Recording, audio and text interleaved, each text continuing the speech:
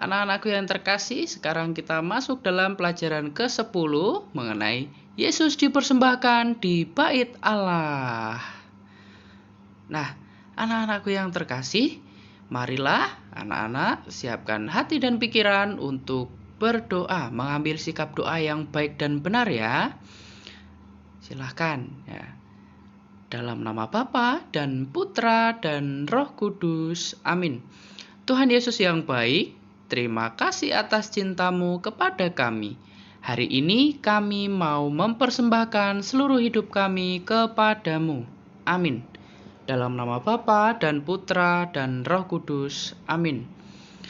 Nah, anak-anakku yang terkasih, pada hari ini kita memiliki tujuan pembelajaran yang pertama, menjelaskan maksud Yesus dibawa orang tuanya ke Bait Allah. Kemudian yang kedua, menjelaskan mengapa Yesus dipersembahkan di Bait Allah. Yang ketiga, meneladan keluarga kudus dalam melaksanakan kewajiban-kewajiban agama. Dan yang terakhir, menyebutkan persembahan dari Yusuf dan Maria ketika membawa Yesus ke Bait Allah. Nah, anak-anakku yang terkasih, di sini Bapak mau bertanya, apa saja ya kewajiban-kewajiban sebagai pemeluk agama Katolik? Kira-kira apa saja? Ayo, sambil dipikir-pikir ya.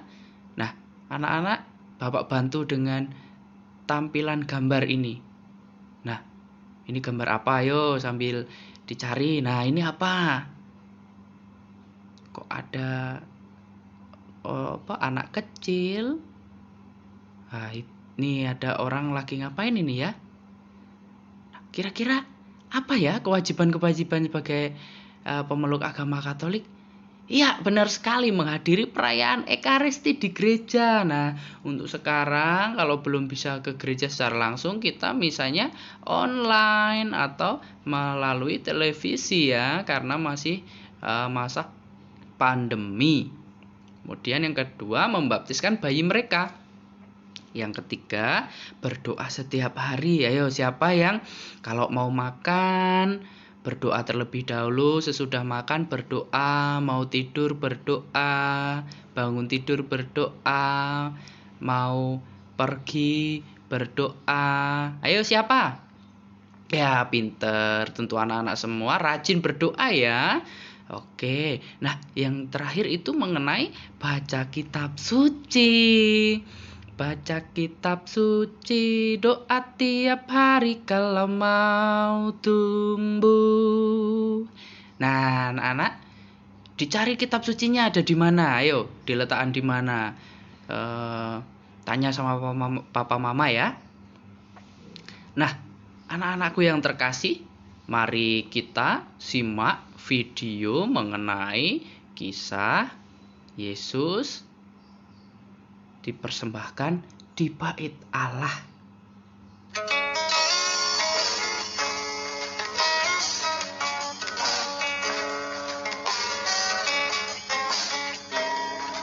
Dan ketika genap 8 hari dan ia harus disunatkan, ia diberi nama Yesus, yaitu nama yang disebut oleh malaikat sebelum ia dikandung ibunya.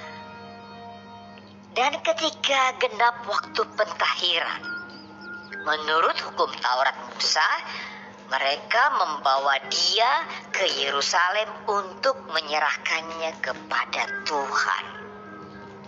Seperti ada tertulis dalam hukum Tuhan, semua anak laki-laki sulung harus dikuduskan bagi Allah. Dan untuk mempersembahkan korban menurut apa yang difirmankan dalam hukum Tuhan, yaitu sepasang burung tekukur atau 2 ekor anak burung merpati. Adalah di Yerusalem seorang bernama Simeon. Ia seorang yang benar dan saleh yang menantikan penghiburan bagi Israel. Roh Kudus ada di atasnya, dan kepadanya telah dinyatakan oleh Roh Kudus bahwa ia tidak akan mati sebelum ia melihat Mesias, yaitu Dia yang diurapi Tuhan. Ia datang ke bait Allah oleh Roh Kudus.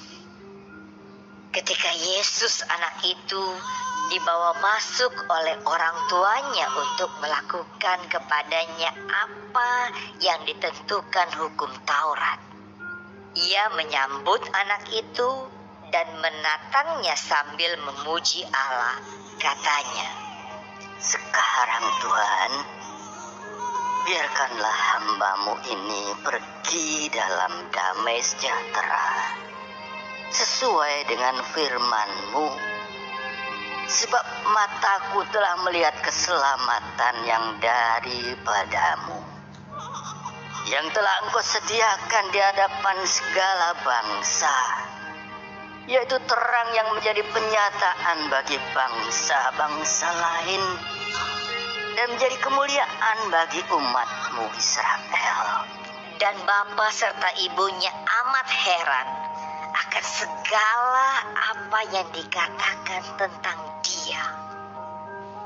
Lalu Simeon memberkati mereka dan berkata kepada Maria, ibu anak itu, "Sesungguhnya anak ini ditentukan untuk menjatuhkan atau membangkitkan banyak orang di Israel, dan untuk menjadi suatu tanda yang menimbulkan perbantahan, dan suatu pedang akan menembus jiwamu sendiri, supaya menjadi nyata pikiran hati banyak orang."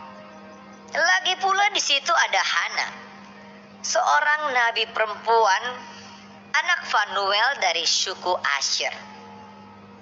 Ia sudah sangat lanjut umurnya.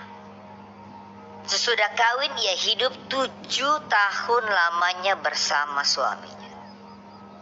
Dan sekarang ia janda dan berumur 84 tahun. Ia tidak pernah meninggalkan bait Allah dan siang malam beribadah dengan berpuasa dan berdoa.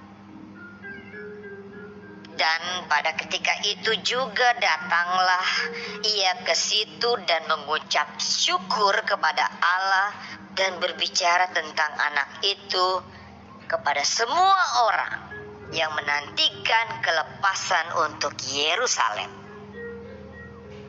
Dan setelah selesai semua yang harus dilakukan menurut hukum Tuhan, kembalilah mereka ke kota kediamannya, yaitu kota Nazaret di Galilea.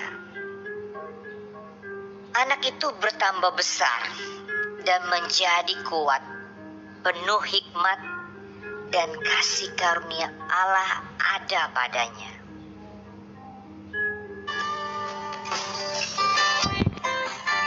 Nah, anak-anakku yang terkasih, sangat menarik ya kisah Yesus dipersembahkan di bait Allah ya.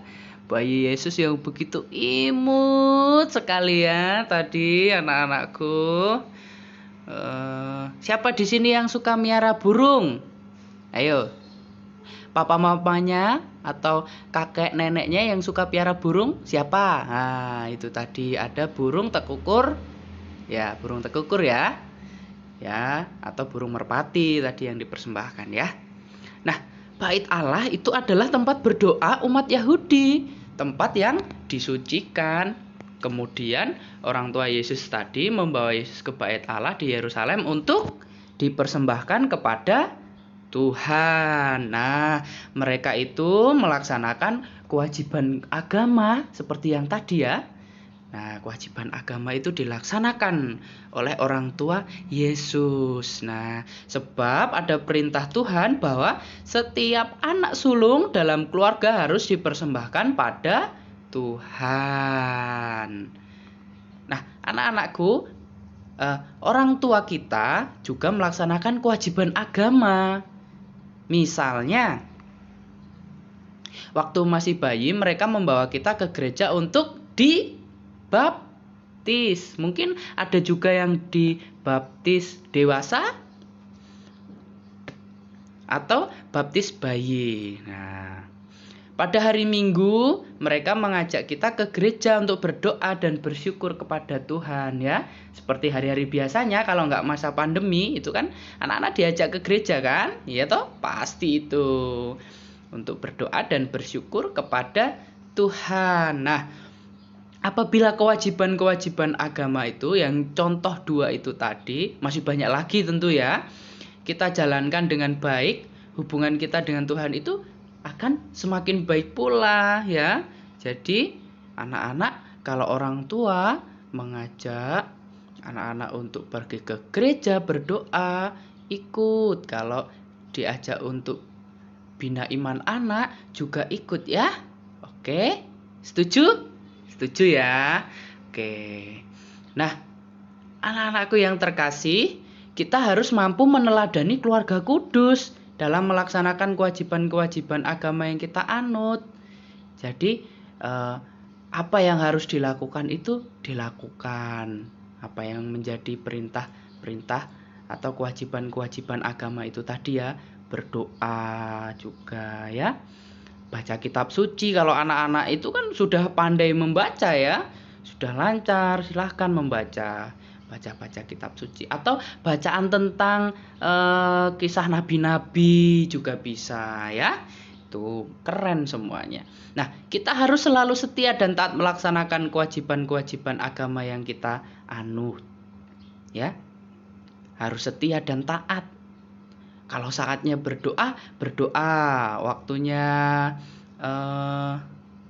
berdoanya bersama-sama di keluarga, sama-sama di keluarga. Kalau dengan lingkungan, dengan lingkungan. Dengan teman-teman di Bia Iman Anak, dengan teman-teman di Bia Iman Anak ya. Tuh. Nah, kita harus melaksanakan setiap kewajiban agama dengan sungguh-sungguh dan dengan sikap hormat dan penuh bakti. Nah, ini jadi tidak ada paksaan ya.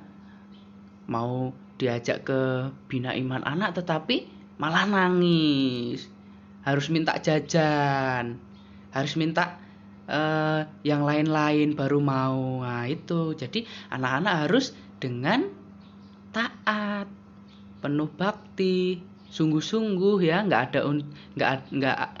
bukan karena paksaan dari orang tua gitu ya. Nah, misalnya berdoa dan memuji Tuhan dengan penuh hati saat mengikuti perayaan Ekaristi ini tadi. Kemudian yang tadi datang untuk ikut bina iman anak. Tidak lupa kapan ketika bina iman anak ya.